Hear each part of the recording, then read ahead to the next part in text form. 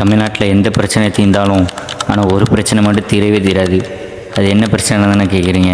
அதை நீங்களே பாருங்கள். ஹலோ மாப்பிள்ள, கட்டிங் இல்லாமல் கையில் நடுங்குது மாப்பிள்ள. இதை காசு எதை வச்சுருக்கேன் மாப்பிள்ள? நீ குடிச்சிங்க ரோட்டில் கிடப்போம், உடனே போகிறதுக்கு நான் ரோடாக திரியணும், வேறு வேலை இல்லை. இந்த மாதிரி ஆட்களால் தான் நிறைய பேர் கஷ்டப்படுறாங்க. முக்கியமாக அவங்க அம்மா அப்பா, ஃப்ரெண்டு எப்படி பாதிக்கப்படுதுன்னு கேட்குறீங்க? அதை நீங்களே பாருங்கள்.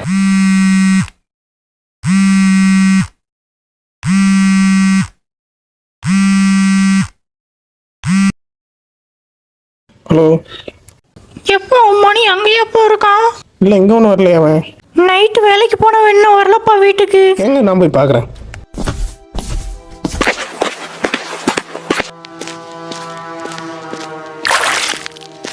இப்படி தேடி அலையிறானே, இதுதான் அவனோட ஃப்ரெண்டு. இந்த மாதிரி ஃப்ரெண்டு எங்கேயுமே கிடைக்க மாட்டாங்க. இந்த குடினால என்ன பிரச்சனைன்னு கேட்குறீங்க? அதை நீங்களே பார்த்துருங்க.